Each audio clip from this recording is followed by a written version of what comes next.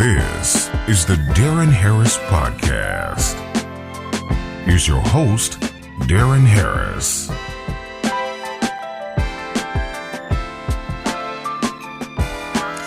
Hey, yo, what's up? Welcome back to the program, man. Check this out, man. Quick question.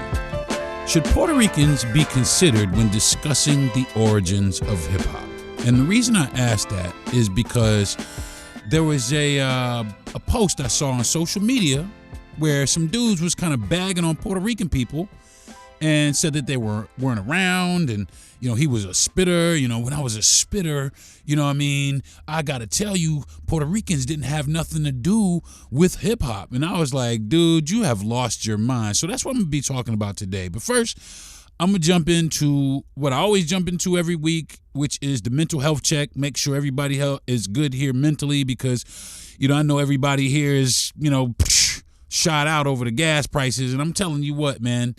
This is a time where things have become absolutely perilous in society. Nobody knows what's going to happen. Everybody's worrying. Everybody's panicking. You can see it in the streets. You can see it. Everybody's tense. And I just want to encourage people out there that are going through, just these hard times, and they don't know how to deal with this, in the throes of what's going on in society. I want to take this time to encourage you to go out and talk to somebody. Don't sit here and keep it bottled up. Don't think that you're okay, because the one thing about this is, everybody thinks that they're okay. Everybody believes that, well, I don't have a problem. There's nothing wrong with me. But you haven't been put under the right condition. The right kind of pressure hasn't been put on you. But a lot of people are starting to experience, pressure they've never felt before. $4 and change for gas is ridiculous. You don't care where you come from. You don't care how much money you got. I don't care what $4 and change for gas, and you can't get out of the grocery store without spending $70, and that's a bag of food, maybe a bag and a half, two little plastic bags full of food, $70, just for shit that you would normally get anyway. So I understand, but people will eventually be tested. Eventually, all of us, everybody.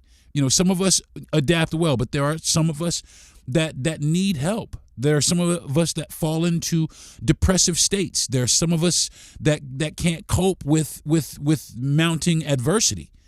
There's some of us that have a whole bunch of shit going on in their life right now, and the one more straw is the one that's going to break the camel's back. And to those people, I just want to, like I said, I want to encourage you to go out and seek some help, man. There are some people out there that are more than willing to help you. So don't, before you get to your wits end and you make rash decisions, please, do yourself the favor. It's nothing to be ashamed of. Go out and get you some help. All right. So I'm gonna take a quick fast break, and when I come back, man, we're gonna jump into Puerto Ricans and hip hop. Should they be considered? Should they be discussed? I mean, were they in the game? Were they out of the game? Well, what was it? So we're gonna talk about that when I come back. Now, back to the Darren Harris Podcast. Here's your host, Darren Harris.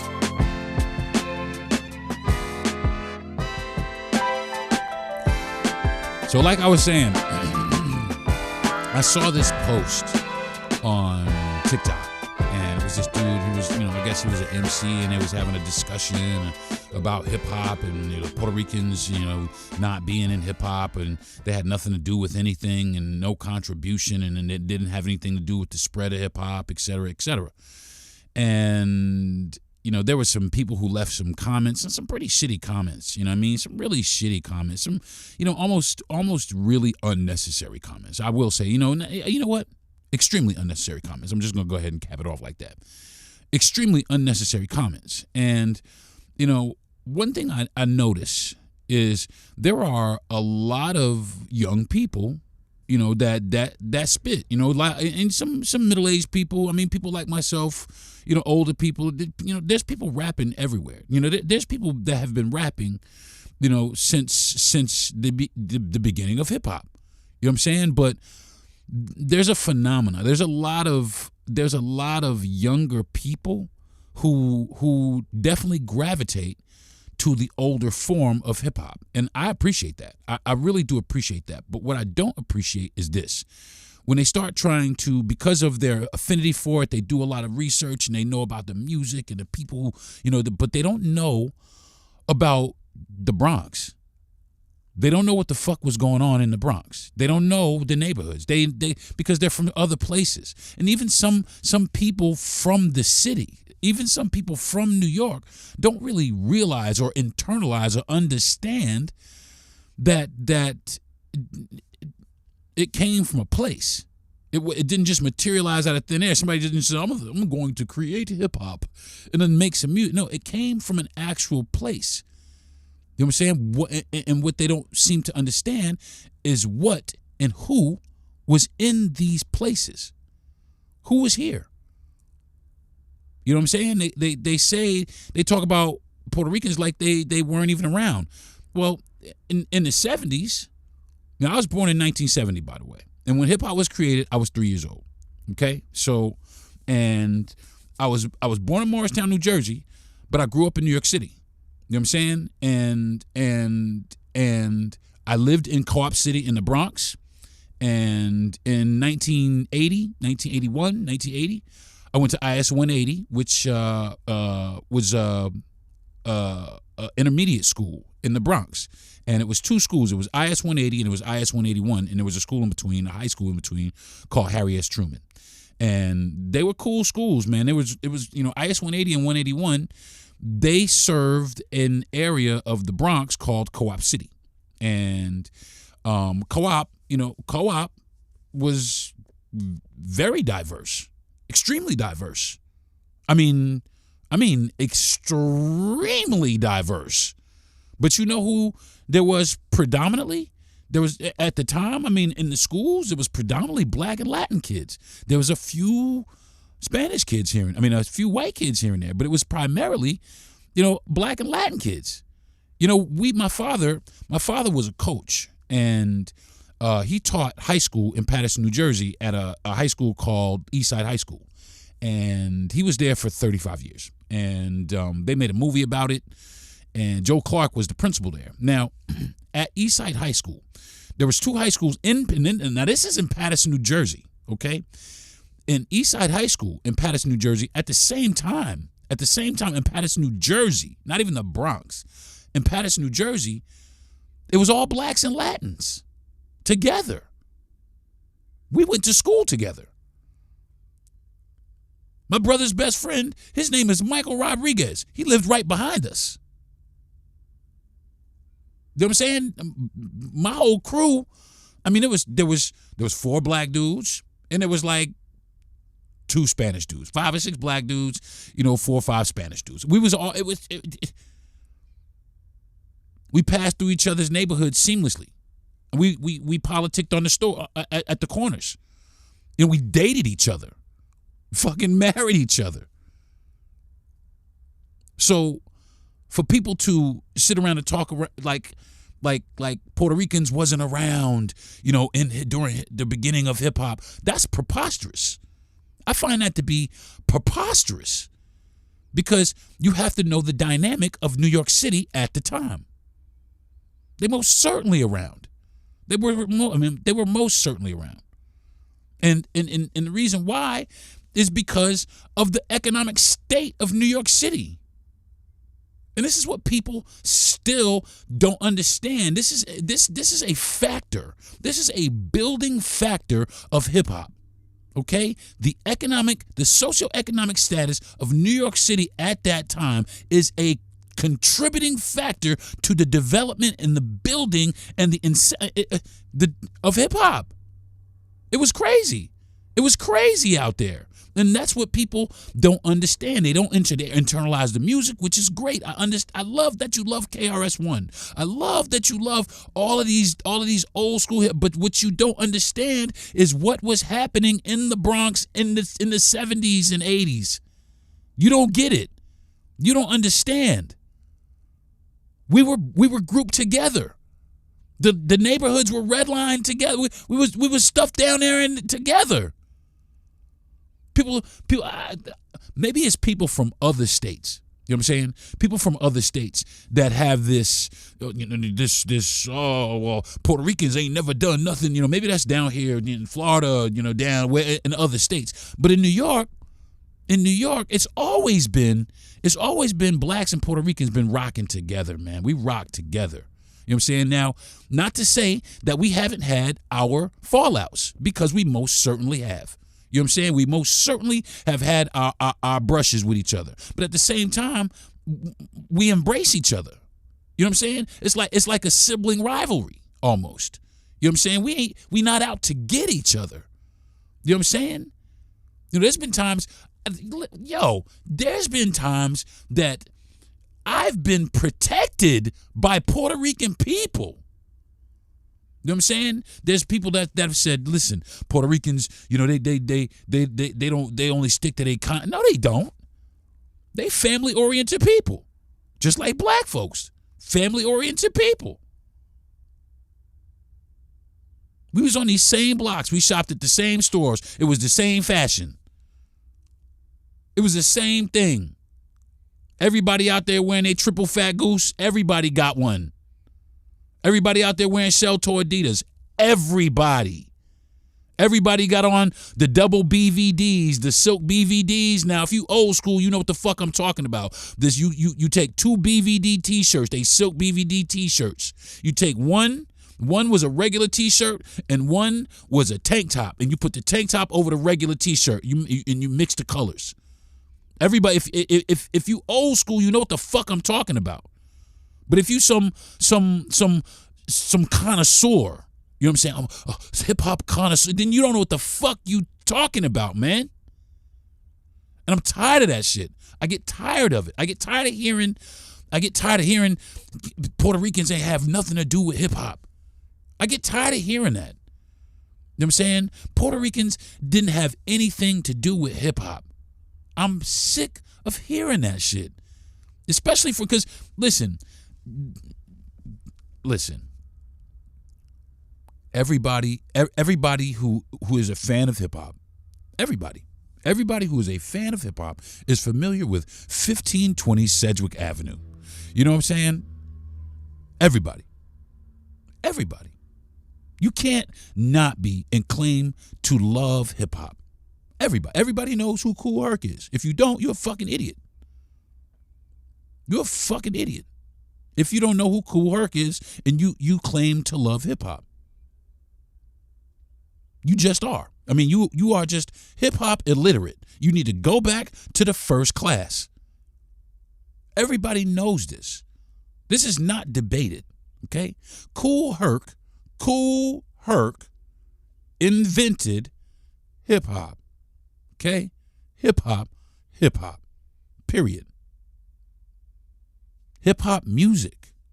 Now, with that music, from those parties, from what he did, okay, that spawned the rest of hip hop culture. Okay? Because what happened at the parties? What was going on at the parties? Do you know? No, because you wasn't fucking there.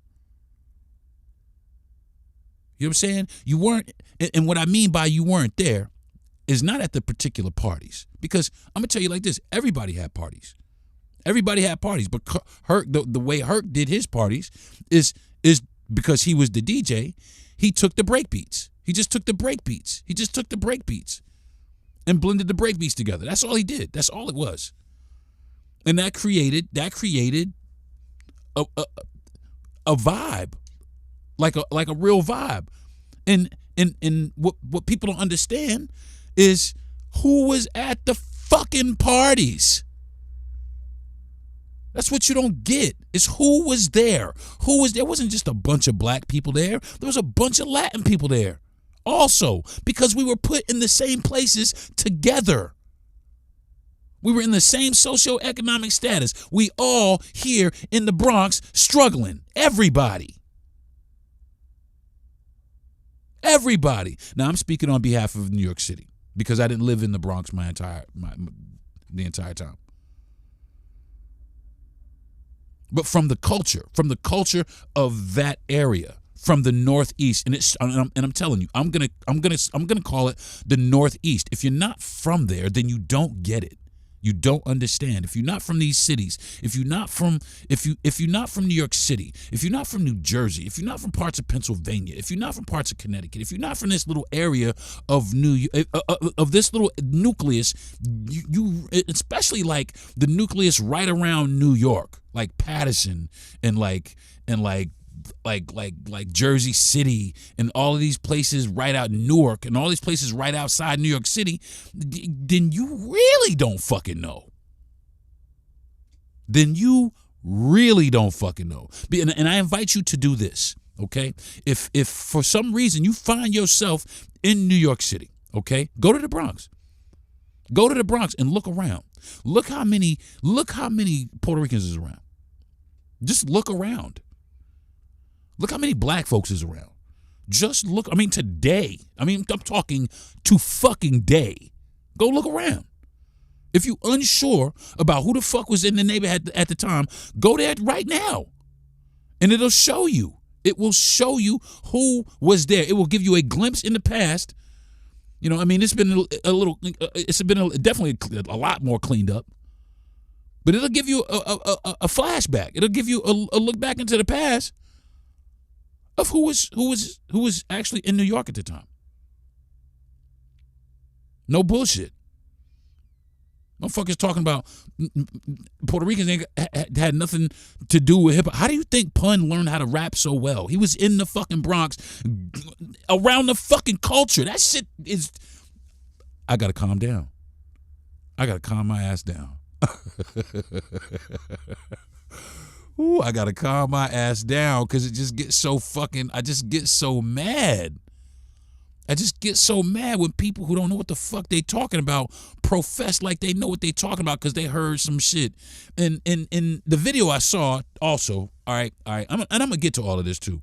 Now the video I saw, one of the dudes I made a comment, and then a dude posted a video comment back to my comment of a Puerto Rican dude, older Puerto Rican dude, in a leather jacket with a leather fedora, and he was standing in front of a Puerto Rican flag, and he just simply said Puerto Ricans didn't create hip hop, and I said that's not what the fuck I said.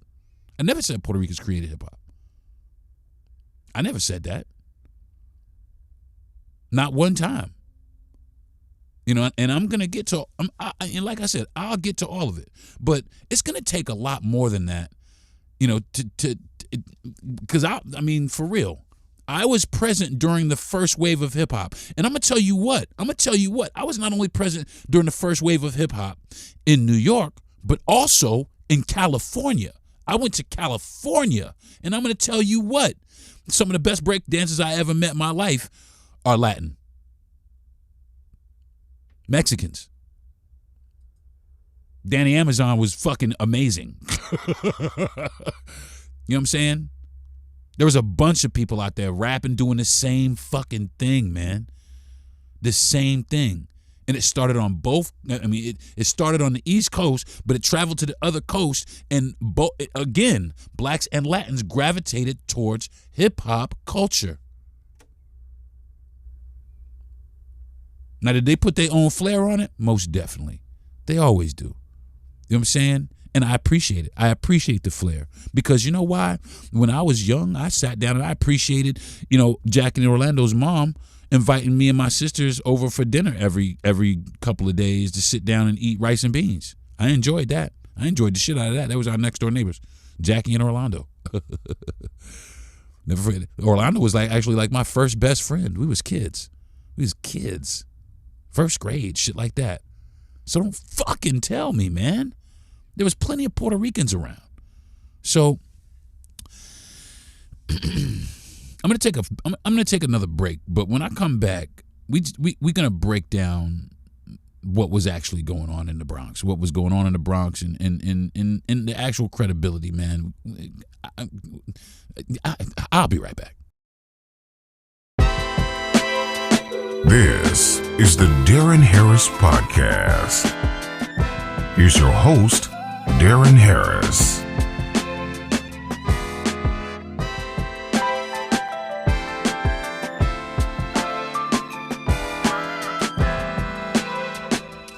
All right, y'all. I'm back. Talking about hip hop today. I always talk about politics and shit. I guess this is political to a degree, but not, But talking about hip hop today, man, and the involvement of Puerto Rican people, and if they were involved or if they were bystanders, or what was it? I mean, what was it? And a lot of people, especially like a lot of young people, and people who think they know a lot about hip hop, you know what I mean? And maybe they do know a lot about hip hop music. And that becomes a problem though, because people think that it's just music. Hip hop is not just music, man. It is a fucking lifestyle. It is, and that's and I'm not saying anything profound or new. Everybody knows. You know what I'm saying? There's hip hop fashion, there's hip hop dance, there's all kinds of elements, all different there's all different. There's graffiti writing, and let me tell you, I participate in all of the elements of hip hop. When I was young, I used to be a rapper. That was my first. Me and my man Demetrius, it was Power D and Magic D. I was Magic D and he was Power D, and we was rappers. And then I became a beat maker, so I make beats now. And then, before I started rapping, I was writing graffiti. I was hanging out with the Latin kids writing graffiti. I learned how to write graffiti from Latin kids. You know what I'm saying? I learned how to bomb trains and shit like that from Latin kids. Not the black kids. The Latin kids showed me how to do that. Now, were there black kids involved in bombing trains? Shit, yeah, I was there. Motherfucking right. But the Latin kids was funky with that shit. Do you hear me? Funky with that shit. They still funky with it. As a matter of fact, they were so funky with it, they got motherfuckers around the world duplicating it, and they spread it around the world. They spread that shit around the fucking world. Okay? There was Lee Quiones, okay? Lee Quiones, Lady Pink. There was a group called the United Artists. There was a bunch of them. There was a few crews, but the United Artists, they were the most prevalent back in old school New York, old school Northeast graffiti culture. The United Artists, they had members in New Jersey, they had members in Philly, they had motherfuckers everywhere. And it was blacks and Latins. But it was mainly Latins. It was a bunch of Latin kids. It was a bunch of Latin kids that were incredibly artistically talented. Period. And they lent all their effort into hip hop culture. Look at some of the sketches. Some of the sketches are people standing there in Kangos with microphones emceeing at parties and shit like that. The graffiti artists, and a lot, this is what a lot of these connoisseurs don't know. A lot of these Latin graffiti artists, they made the flyers for the parties. They made the flyers for the hip hop parties. You know what I'm saying? People don't fucking know what they're talking about. They don't know what they fucking talking about when they say Puerto Ricans didn't contribute anything to hip hop. They don't know what the fuck they talking about. The Puerto Ricans did not contribute to the spread of hip hop or hip hop culture. They most certainly did. They participated. They were there participating. And I'll tell you what, let's take it a little step further, okay? Let's take it a little bit further. Now, after graffiti art, there was, in those days, there was DJing and MCing. Those were the first, the get on the mic and DJing. Now, there was Prince Whipper. Prince Whipper was a hell of an MC. Nobody ever mentions him. Nobody ever mentions it like he wasn't. Nobody ever mentions the whip. Nobody. But he was most certainly there. And I bet you a lot of you motherfuckers didn't even know he existed. You know what I'm saying? And DJ Charlie Chase is another one. Who was there? DJ Charlie Chase. Look him up. If you are this connoisseur, if you are this hip hop expert, go look these people up. Add it to your repertoire. Become informed. Prove yourself wrong. Simple as that. Them people was there. Okay? And that's something that you cannot take away from hip hop. I don't care how much you don't like Puerto Rican people, because let's get down to it, man. Let's get all the way down to it. Let's strip it away. You don't like them. You don't like them for stupid ass reasons. Simple as that. And I'll call it exactly that. I'll call it exactly that. You don't like them because they Puerto Rican. You don't like them because they get burned. They're getting burned that you think that you should be. Get the fuck out of here. Get the fuck out of here. They're some of the most humble people. I married a Puerto Rican woman. The fuck out of here, man. So we're gonna keep going.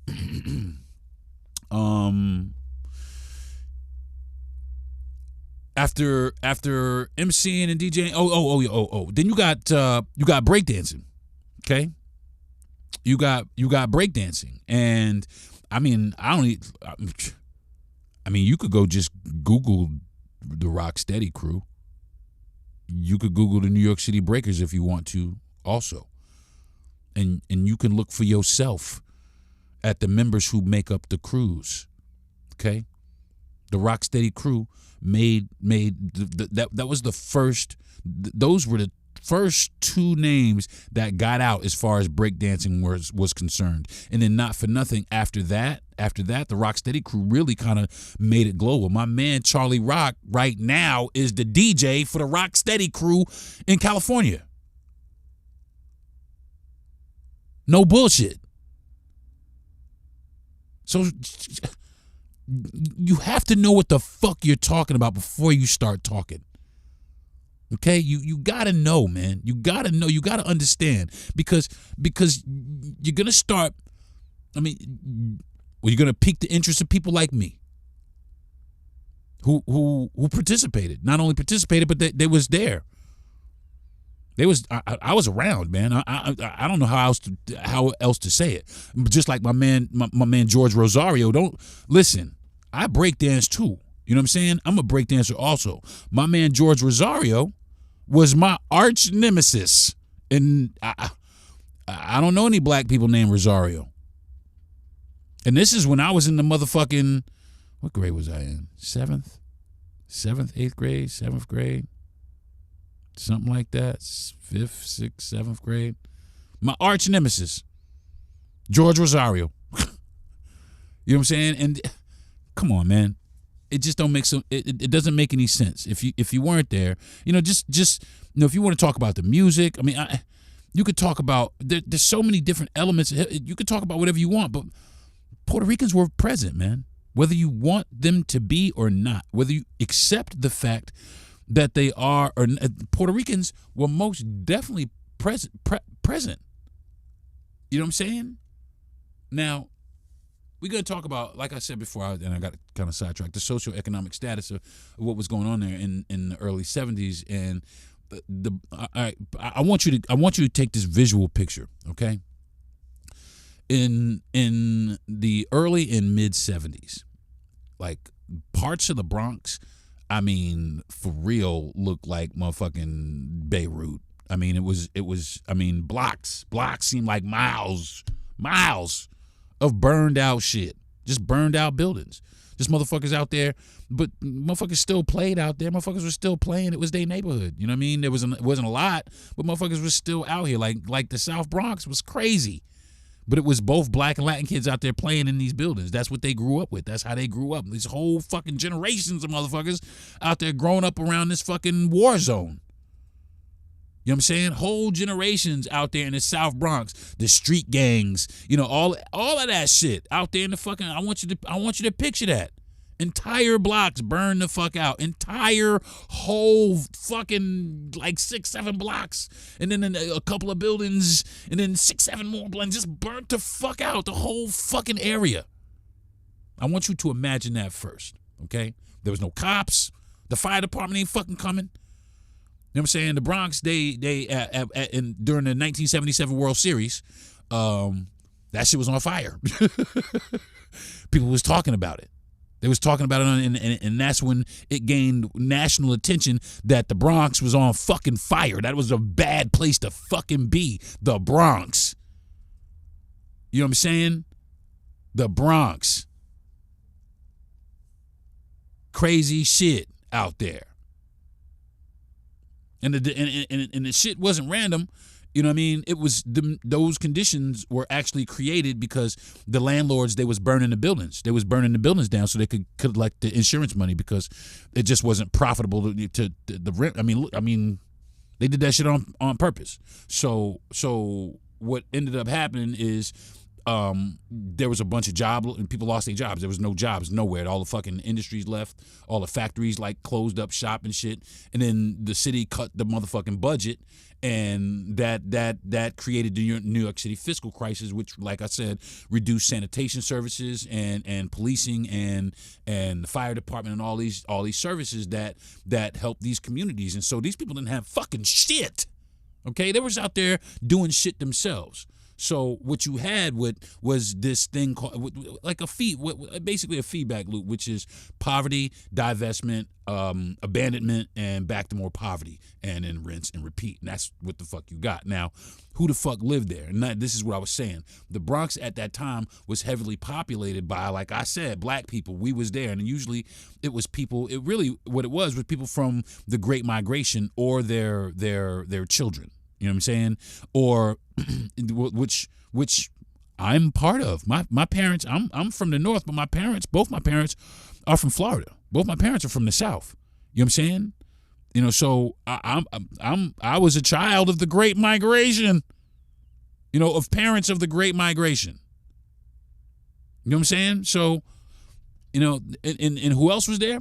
There was a gang, again, a fucking gang of Puerto Ricans, one of the largest Puerto Rican communities on the United States mainland, which eventually, the Bronx is Puerto Rico. And then there was smaller numbers of like other Latinos, like Dominicans, and just smaller numbers, and white folks that actually the white folks eventually they ended up leaving during what was called white flight. They bounced out. Now, how did this? Who was affected? And without a doubt, and straight off the bat, because we were there together, it affected blacks and Puerto Ricans the most, because we were the most likely to live in these fucked up redlined ass neighborhoods. We were most likely not to get loans from the bank. We were the most unemployed. We were the most uneducated. We weren't really healthy, because all of the services was gone. You know what I'm saying? And we were the most exposed to housing issues and housing abandonment and unsafe living conditions and shit like that. You know what I'm saying? It was us. It was blacks and Puerto Ricans. So what did it feel like? What was daily life like in the Bronx at that time? Well, like I said, grown up in fucking Beirut. It's like, look at what these kids are going through. Over in other countries. Just walking around rubble all fucking day. That's what the fuck it was like. You had fucking all kinds of shit. You had fucking high ass crime. Crime was fucking everywhere. Motherfuckers was sticking up every fucking body, as you can see. As you can read. As you can read if you want to. It was not a fucking. It was national attention. Like I said, it got national attention how bad the fucking Bronx was. It was fucking crazy. But out of all that shit, you know what there was? There was tight community bonds. All of these communities, they was tightly knit. You know why? Because when you put people together and everybody is in this same oppressed state, humanity has a real way of looking the same. You know what I'm saying? It doesn't matter who you are. You know what I'm saying? If these people are hungry, and those people, there's no reason for these people to fight each other, especially when they know it's the system that is pitting them, that in this situation. There ain't no reason for us to fight each other. And not for nothing, people get to the point where they're in a depressed state, or they're in this impoverished state. But through all this, you had somebody Kool Herc, who gave this impoverished area, this whole borough, basically the whole fucking borough. I mean, he gave them hip hop music. He gave them a good time. He gave them an opportunity to go to the rec rooms, or downstairs at the buildings, or at right outside the or at the parks. You know what I'm saying? During the days, set up some music in the park, and hip hop. We used to do it in the park, like MC Shan. Hell yeah. You know what I'm saying? And that's where we get all our old school hip hop pioneers from. Were these parties, and that included everybody, man. That included everybody. I guarantee you. As much flack as Fat Joe gets or whatever, I guarantee you, Fat Joe was out there as a kid. You know what I'm saying? I guarantee you. If not Joe, his parents, somebody close to it. Same thing with Pun. Same thing with Charlie Chase. Same thing with Crazy Legs from the Rocksteady crew. All these people were out there when this music was playing because it was the thing to do. It was the place to go. And all of this fucking bullshit, the shining oasis were these parties. You know what I'm saying? And like I said, Herc wasn't the only one really having parties. Other people had parties in other places. They had parties in Jersey too. But Herc gave us hip hop. You know what I'm saying? And it was rebellious. You know what I'm saying? It was cutting edge. You know what I'm saying? It was new. It was exciting. It wasn't disco. It wasn't funk. It wasn't soul. You know what I'm saying? It was something that was for younger people. And we latched onto it. And we became part of it. And we made it part of our identity and who we are and what we carried through life. That's what we did with hip hop. You know what I'm saying? There's so many of us out here too. Old school hip hop heads, old school people, old school that got jobs, you know what I'm saying, and went on. But there's still people out here that could still windmill. You know what I'm saying? There's still people out there that got bars, old heads. Still old heads out here, that could cut and scratch like nobody's business. Look at DJ Jazzy Jeff.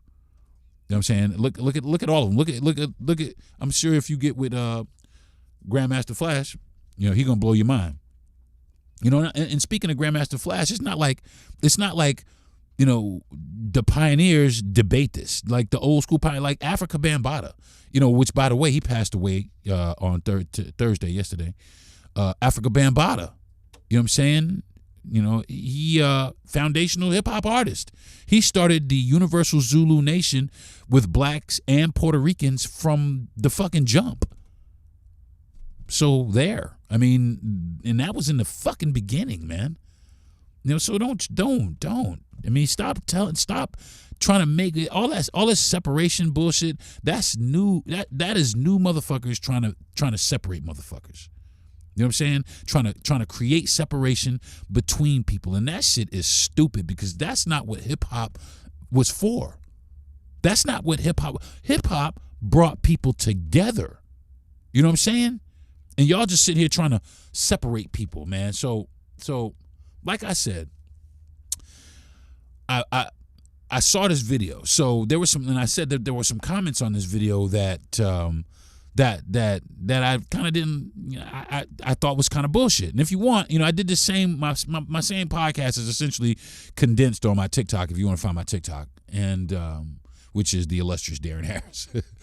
The comments, there was a guy, guy posted the little dude with the little, the leather hat and the Puerto Rican flag and the leather jacket, Puerto Rican dude. Oh, Puerto Ricans didn't have anything to do with hip hop. That's not gonna convince me, man. Especially when I was there, especially when I'm battling fucking George Rosario.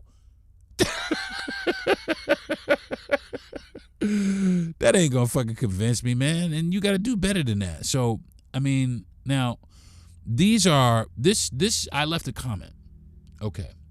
And this is the comment that I left. And then I'm going to read you guys the responses to my comment. And my comment was, there are different, because they were saying Puerto Ricans didn't have anything to do, like I said, it didn't have anything to do with hip hop. And I said, Puerto Ricans, there are different elements of hip hop. There's graffiti writing, there's breakdancing, there's DJing, and of course there is emceeing. Puerto Ricans were most definitely there for the inception of all of those things, because I sat there and watched that shit. Because I sat there and watched their participation myself. I sat there and saw how dedicated they were to hip hop. I saw plenty of Puerto Ricans walking around with Gazelles and Kangos and shell-toe Adidas and two-tone Lees. Shit y'all don't even know about. Shit y'all, I wish I could find me a pair of two-tone Lees. I might have old school day one day. I'm going to do that. I'm going to try to get online and find me a pair of two-tone Lees and find me somebody to taper the legs and do some old school hip-hop day, just so y'all can see what old school hip-hop look like. And you can look it up, man. I'm telling you, this is not common knowledge. I mean, this is not secret shit. This is common knowledge. And if you around, go ask. You can still see the remnants. Everybody's still rocking the same shit. If you go to New York is very hip hop. New York is very hip hop. The fashion of New York is very hip hop. Until you get around Soho, then of course you get the little fashion. But New York, as just standard New York, is very hip hop. Everybody wears sneakers. Everybody wears hot sneakers. You know what I'm saying? Everybody has the same culture. The same sneaker culture. And that's all hip hop. You know what I'm saying? The whole thing. Motherfuckers who iron their fucking jeans and press creases, even sew creases into their jeans. That's hip hop. You know what I'm saying? There's many elements of hip hop that you don't fucking know that everybody, all of us participated in. You know what I'm saying? And I know, man, listen. Now, let me get to these comments, man. Just get to these comments. There's two comments that really kind of stood out. The first comment was from a guy named Butterfly, whatever, Butterfly, Buddaflye.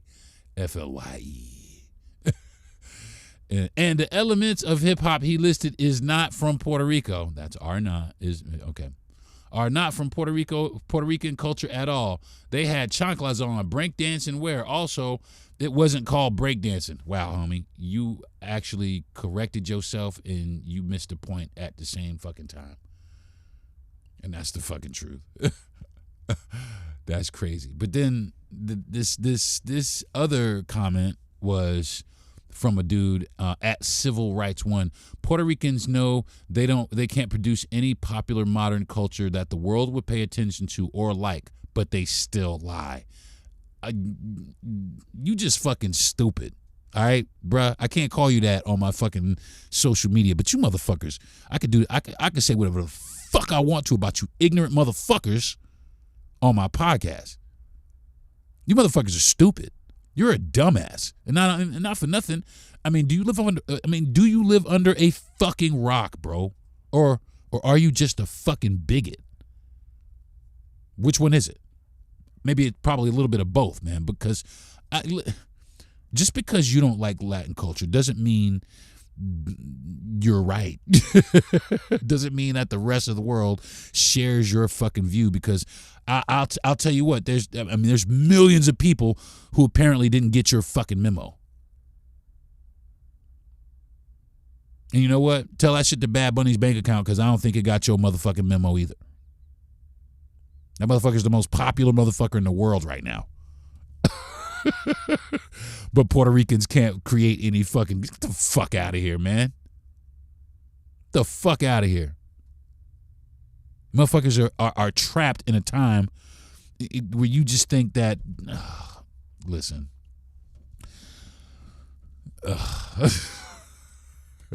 I'm gonna stop upsetting myself now. I'm gonna stop being upset about this, because I don't have to prove any points. Okay, I mean, I do it all. I do it all. I was there from the jump. I saw with my own eyes. I participated myself. You know what I'm saying? I was in crews with dudes. You know what I'm saying? Myself. You know what I'm saying? You can't tell me, especially if you were not there, especially if you wasn't there. You know what I'm saying? Especially if you was born in the fucking 90s. You know what I'm saying? You was born in 1989, 1988. You know what I mean? You can't tell me shit. Not a fucking thing. I don't care how good your bars are. I don't care how well you rap. I don't give a fuck about how good of a DJ you are. I don't give a fuck if you can spit on your fucking head till you get to fucking China. You cannot tell me that Puerto Rican people were not there and were not active during the inception of hip-hop. You just can't do it. You can't argue. And I will argue against anybody who wasn't fucking there, because I already know that I don't have to argue with the ones that were. You feel me? So this is going to do it for this week's episode of the Darren Harris podcast. And I want to, I want to shout out Puerto Rican people, man. Thank you. You know what I mean? Because y'all did. They most definitely did. They most definitely had something to do with the spread of hip hop and hip hop culture. I do not deny that at all. As a matter of fact, like I said, I was there. I watched with my own eyes, and I want to thank y'all. You know what I mean? Thank you, Michael Rodriguez, homie. If you listen to the podcast, man, maybe I might text you and tell you I shouted you out in the podcast. And I don't know if you still in contact with George Rosario, tell George, yo, you helped me step my game up, homie, for real. So, all right, folks, I want to thank my parents for giving me the mouthpiece and the brain to do all this research and all this fucking talking. I want to thank my wife, the sexiest Puerto Rican I ever met in my life. Mwah. Love you, baby. And my biggest fan. I want to thank my producer, Jesse Yandel, and Gentry Thomas for being for being a great producer and giving me the platform to do my podcast. And I want to thank you guys. I do appreciate this. And last but not least, I want to thank everybody for listening to the Darren Harris podcast. I do appreciate you, man. And if you're out there Latin, man, shout me out, man. You know what I mean? Follow me on TikTok. Follow me on the illustrious Darren Harris. My name is spelled DERONHARRIS. You'll know who I'm talking. You'll know who it is. All right? So until next week, y'all have a good one. And love, peace, and hip-hop, y'all. Peace. You've been listening to the Darren Harris podcast. Subscribe to the show. Give a good rating. And everything you need to know is at DarrenHarris.com.